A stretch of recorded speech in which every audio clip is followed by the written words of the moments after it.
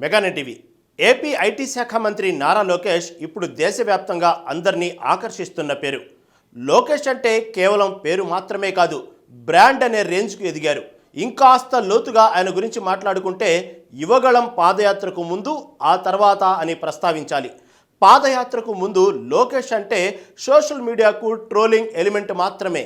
అయితే అలాంటి సమయంలో ఆంధ్రప్రదేశ్ వ్యాప్తంగా లోకేష్ పాదయాత్ర చేస్తారని టీడీపీ నుంచి ప్రకటన రావడమే ఆలస్యం. అందరూ నవ్వుకున్నారు. తిండి, సోషల్ మీడియా తప్ప మరో లోకం అంటే ఏంటో తెలియని లోకేష్కు పాదయాత్ర అవసరమా అనే ప్రశ్న మరోవైపు. ఒకే ఒక్క కొడుకు కావడం, అల్లారు ముద్దుగా పెరగడం, సుఖం తప్ప కష్టమే ఎరగని లోకేష్ వేల కిలోమీటర్ల పాదయాత్ర చేయగలడా అని అపనమ్మకం. సభల్లో సరిగా తెలుగు పలకడం చేతకాక పార్టీని అభాసుపాలు చేయడంతో సరిపెట్టకుండా అనవసరంగా పాదయాత్రకు శ్రీకారం చుట్టి మధ్యలోనే నడవలేక కాళ్ళెళ్తాడనే భయం టీడీపీ కార్యకర్తలు, నాయకుల్లో కనిపించింది. అయితే రాజకీయంగా చావో రేవో తేల్చుకోవాల్సింది అని లోకేష్ నిర్ణయించుకున్నారు. పాదయాత్ర మొదలు పెట్టడానికి తన తండ్రి చంద్రబాబు నాయుడు ప్రాతినిధ్యం వహిస్తున్న కుప్పాన్ని ఎంచుకున్నారు. ఈ నేపథ్యంలో 2023 జనవరి 27న కుప్పం శ్రీ వరదరాజస్వామి పాదాల దగ్గర నుంచి యువగళం పాదయాత్రకు శ్రీకారం చుట్టారు. అక్కడ పడిన మొదటి అడుగు అలుపెరగకుండా ముందుకు సాగింది. చంద్రబాబును స్కిల్ స్కామ్లో అరెస్టు చేసిన సందర్భంలో మాత్రమే లోకేష్ పాదయాత్రకు బ్రేక్ పడింది.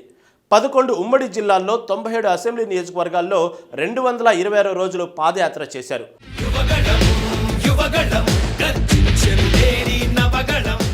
3132 కిలోమీటర్లు ఆయన నడిచారు. లోకేష్ 97 అసెంబ్లీ నియోజకవర్గాల్లో పాదయాత్ర చేయగా వాటిలో 90 చోట్ల కూటమి అభ్యర్థులు గెలిచినట్లు టీడీపీ నాయకులు తెలిపారు.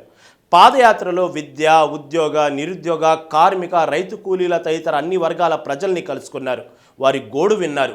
అధికారంలోకి వచ్చాక సమస్యల్ని పరిష్కరిస్తామని హామీ ఇస్తూ ముందుకు సాగారు. యువగళం పాదయాత్రలో ఎండనక వాననక ఆయన అడుగులు ముందుకే పడ్డాయి. లోకేష్ యువగళం పాదయాత్రను నాటి వైసీపీ ప్రభుత్వం మొదట కామెడీగా తీసుకుంది. ఆ తరువాత లోకేష్ పట్టుదలతో ముందుకు సాగడం, జనాదరణ లభించడంతో కలవరపడింది. అక్కడక్కడ ప్రభుత్వం అడ్డంకులు సృష్టించింది. ఇలాంటి చర్యలతో లోకేష్ ఇమేజ్ మరింత పెరిగింది. యువగళం పాదయాత్ర సక్సెస్ అయింది. మంగళగిరి నుంచి తాను వ్యక్తిగతంగా గెలవటంతో పాటు టీడీపీ నేతృత్వంలోని కూటమిని గెలుపు బాటలో నడిపించారనే పేరు తెచ్చుకున్నారు. కూటమి ప్రభుత్వం ఏర్పాటులో లోకేష్ కీలక పాత్ర పోషించారు. ప్రభుత్వంలో ఆయన అత్యంత ముఖ్యమైన నాయకుడయ్యారు. రెడ్ బుక్ పాలన తీసుకొచ్చారని విమర్శల్ని ఆయన ఎదుర్కొంటున్నారు. టీడీపీలోనూ ప్రభుత్వంలోనూ లోకేష్ అంటే నంబర్ 2గా పేరు తెచ్చుకున్నారు. ప్రభుత్వాన్ని నడపడంపై అనేక విమర్శలున్నాయి.